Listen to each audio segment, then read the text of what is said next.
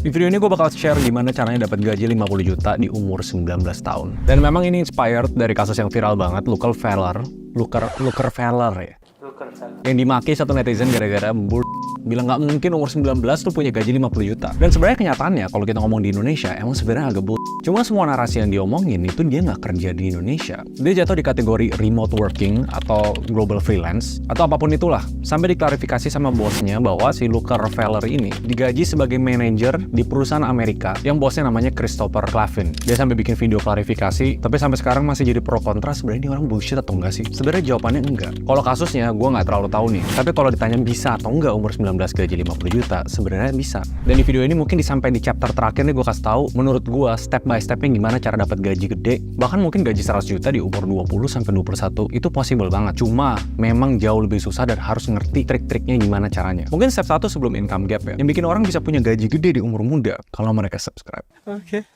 Oke, bercanda. Nanti gue di-cancel lagi satu netizen. Lanjut. Karena nggak banyak orang yang ngerti ya. Sebenarnya kalau dilihat dari landscape Indonesia, kelihatannya nggak mungkin. Belum ada ijazah, belum ada pengalaman kerja, kok bisa gaji tinggi. Apalagi dilihat dari gaji rata-rata di Indonesia. Itu tuh nggak memadai. 50 juta itu setara sama orang yang mungkin rata-rata ya. Umurnya harus di atas 30, pengalaman kerjanya harus terkumpul banyak, dan mungkin harus ada akreditasi atau sertifikasi yang mendukung. Kenapa? Soalnya Indonesia ketinggalan. Kita memang tinggal di negara berkembang yang average salary-nya nggak setinggi negara-negara maju. Sebelum gue kasih step by step-nya, kalian harus ngerti konteksnya. Kenapa hal-hal kayak gini semakin banyak orang Indonesia yang ngerti, sebenarnya semakin bagus buat ekonomi kita juga. Salah satu pendorong yang bikin ini possible, yang mungkin di umur gua pas 19 tahun, berarti sekitar 10 tahun lalu, itu tuh nggak mungkin terjadi. Tapi kalau sekarang, karena teknologi, digitalisasi, muncul tren baru yang namanya remote working. Dan sebenarnya banyak chart yang mendukung bahwa trennya, kenapa yang muda-muda bisa gajinya gede, karena perusahaan-perusahaan global, kita ngomong global ya, di 2023, 70% dari mereka setuju bahwa skill-based hiring itu lebih penting daripada resume. Jadi mungkin udah bukan zaman-zaman ijazah atau CV, tapi mayoritas sudah setuju skill itu lebih penting untuk keputusan orang hiring. Dan hampir 40% dari perusahaan global itu planning untuk naikin budget mereka ke hiring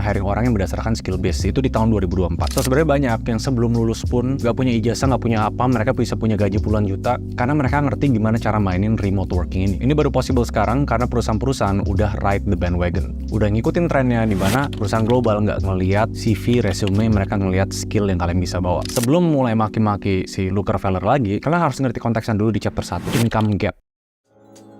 Ini yang memungkinkan anak muda Indonesia bisa punya gaji puluhan juta, tapi itu bukan di Indonesia. Kenapa saat disaranin untuk kerja di luar negeri pakai remote job? Karena ada namanya income inequality. Dan ini jomplang banget. Kalau kita ngeliat case-nya Looker Feller, dia kerja di Amerika Serikat, itu jauh lebih gampang dapat gaji gede dibanding kerja di Indonesia di konglomerat manapun. Especially kalau incerannya di umur muda ya. Udah dibayar pakai falas, yang dolar lagi naik banget, dan rata-rata gaji di luar sana berkali-kali lipat lebih tinggi daripada di Indonesia. Jadi sebelum gue jelasin tutorialnya, income gap ini yang kebanyakan orang Indonesia ambil momentumnya dan cari kerjaan dengan pendapatan tinggi dengan targetin negara-negara mana yang gapnya tuh jauh dengan Indonesia. Dan gapnya tuh jauh loh. Bayangin 50% populasi global termiskin. 50% ya, itu cuma dapat 8% dari pendapatan global. Sedangkan 10% yang paling kaya di dunia itu dapat 52%. Apalagi kalau dibandingin antara Indonesia sama Amerika, itu jomplangnya jauh banget. Mungkin paling gampang kalau kalian ngerti tentang benchmarking. Untuk menjadi 1% di Amerika, lo butuh income 4,7 juta dolar atau sekitar 70-an miliar. Ini per tahun ya. Sedangkan untuk jadi 1% di Indonesia, cuma butuh 3,1 miliar. Jadi safe to say, untuk dapat gaji yang fantastis di umur muda di Indonesia tuh susah. Tapi nggak susah kalau kalian kerja di Amerika. Dan inequality ini, indeksnya kalian bisa google sendiri, ini gambar-gambarnya gue taruh. Kita lagi improving, tapi yang namanya negara berkembang, kita nggak bisa bayar segede itu. Sekarang kalau kita ngomong 50 juta di Amerika, dan yang jatuh ke kategori remote work, itu sebenarnya juga perlu ada tantangan tertentu. Cuma sekitar 9-10% lah remote worker di dunia yang bisa dapat gaji 50 juta dengan klien di Amerika. Itu yang income range $3.000 sampai $3.375. Balik lagi, kalau di Indonesia 65% orang itu gajinya antara 7 juta sampai 18 juta. Cuma sekitar 5% yang punya gaji di atas 20-an juta. Jadi sekarang ngerti kan? Yes, di Indonesia tuh susah, tapi nggak susah kalau misalnya bisa dapat employer di luar negeri. Mungkin kalau 50 juta gaji ya, itu masuk kategori yang kayak dokter, ahli bedah. Kalau kalian ngerti konteks tentang income gap, yang kalian bisa maksimalin itu caranya untuk dapat gaji gede di umur muda. Yang kita lanjut ke poin 2 dulu, remote working trends.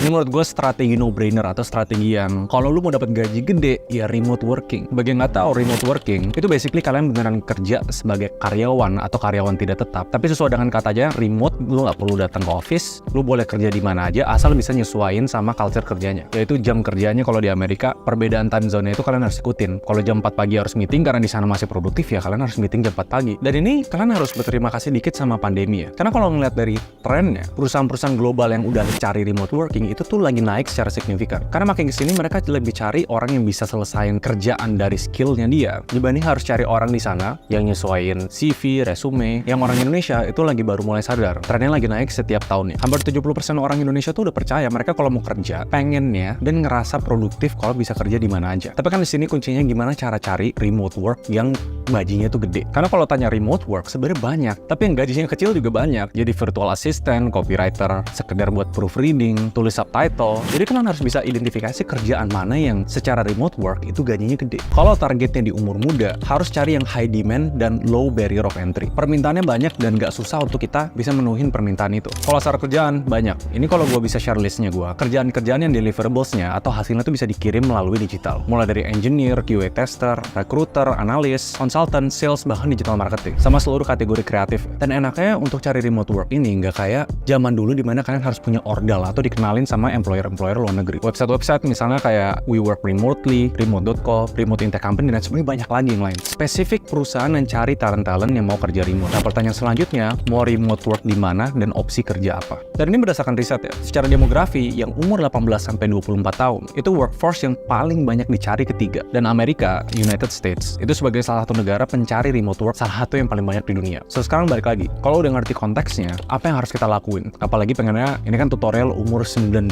gaji 50 juta. Masuk ke chapter 3 ya. Apa yang harus dilakuin?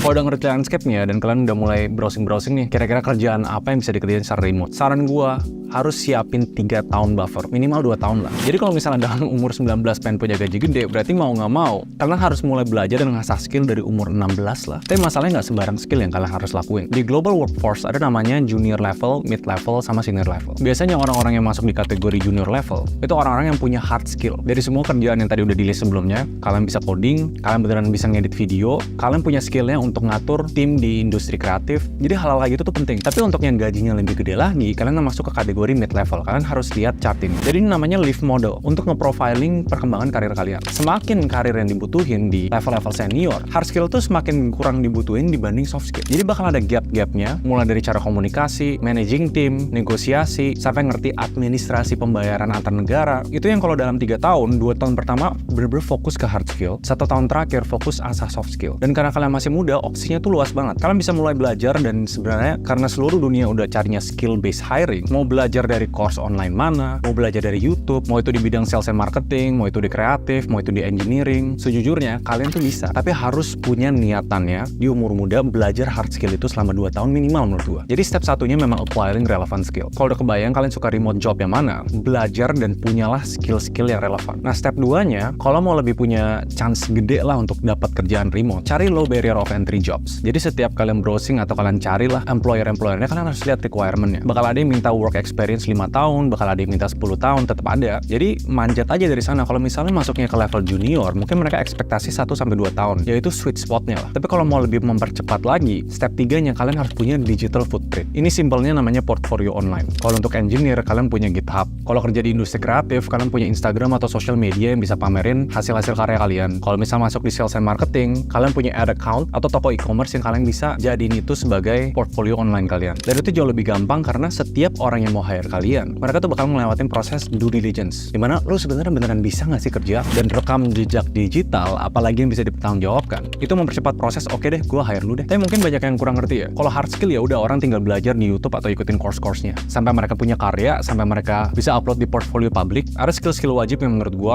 kalian harus siapin. Mungkin di tahun terakhir kalian mulai cari-cari remote job, mulai belajar yang namanya bahasa Inggris. Karena gue tahu banyak banget dari kalian komen di YouTube gue, Raisa Inggris, aku nggak ngerti, tolong ngomong bahasa Indonesia. Ini sayang banget sih. Tapi yang bikin lebih susah, kalau misalnya kalian mau kerja di dunia profesional, ada yang bedanya General English sama Business English. Itu pun juga harus dibedain. Karena Inggris itu bahasanya dunia, atau lebih kerennya lagi, language of commerce. Yang kalian belajar di sekolah itu sebenarnya agak beda dibanding dunia profesional. Kalau kita masuk ke Business English, bakal sering kepake di kebutuhan-kebutuhan kayak business meeting, sales presentation, negotiation, correspondence, report, sampai nulis untuk executive summary. Dan sebenarnya nggak perlu ngomong kerja di luar, kerja di Indonesia kalau lu bisa Inggris dan pasif, udah berdasarkan riset, biasanya orang dibayar lebih mahal. Skill kedua, kalian harus ngerti negotiation skill. Karena kalau kita ngomong tentang remote working, seberapa gede kalian dibayar, itu juga tergantung dari seberapa kalian bisa negosiasi. Fasih bahasa Inggris itu satu skill wajib, tapi kalau nggak bisa ngekomunikasiin apa yang kalian mau, mulai dari poin-poin personal atau professional development, oke kalau gue kerja ini habis itu ke depannya gue gimana, salary and benefits atau compensation and benefits, sistem pembayarannya kayak gimana, dibayar per minggu kayak Lookerfeller, atau per bulan, atau berdasarkan output gue, sampai poin terakhir yang harus kalian pelajarin itu administratif. Karena untuk kerja remote secara global, ada aliran uang masuk dari luar ke Indonesia, mulai dari perpajakannya, dari penerimaan pembayarannya, dari kontrak-kontraknya, dari legalnya. Ada mungkin hal-hal yang kalian harus nyesuaiin dari masing-masing perusahaan. Karena sejujurnya kalau misalnya mau di breakdown secara lengkap di video ini bakal panjang banget. Karena ada yang pajaknya ditanggung bersih di sana, ada yang lewat mediary, ada yang dibayar lewat perusahaan lokal mereka di Indonesia, sampai kontrak kerjanya itu harus mulai dipelajarin. Bersyukurnya sekarang ada era digital di mana kalian bisa cari semua itu di YouTube atau bahkan Google. Dan kalau misalnya kalian udah checklist itu semua,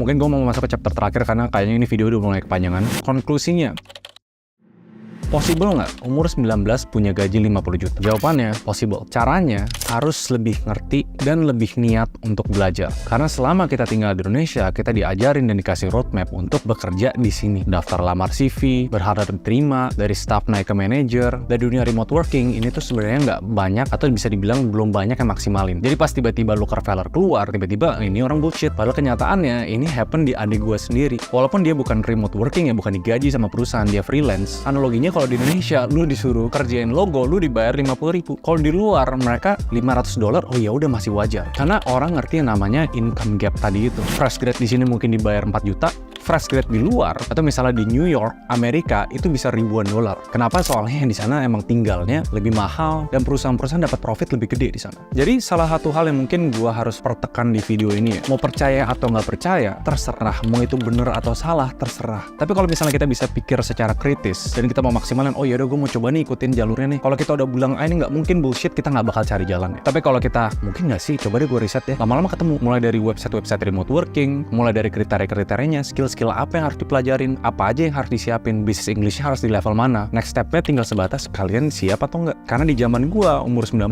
mungkin ini nggak mungkin terjadi, nggak bisa dikejar. Kenapa? Soalnya seluruh dunia trennya tuh belum cukup menerima remote working. Mereka masih percaya lu harus datang ke kantor, lu harus punya CV, lu harus punya ijazah yang bagus. Di zaman sekarang skill based hiring itu jauh lebih penting. Mungkin nyusul ke Indonesianya nanti, tapi setidaknya bersyukurlah bahwa di dunia tren ini tuh udah jauh lebih diterima. Balik lagi, dari nonton video ini kalian tertarik gak untuk explore remote working? Untuk kasusnya Lookerfeller, menurut gua ya udah keren-keren aja, jadi motivasi. Tinggal kita yang nonton konten itu punya pemikiran kritis nggak untuk explore lebih dalam. I guess I'll see you guys next video.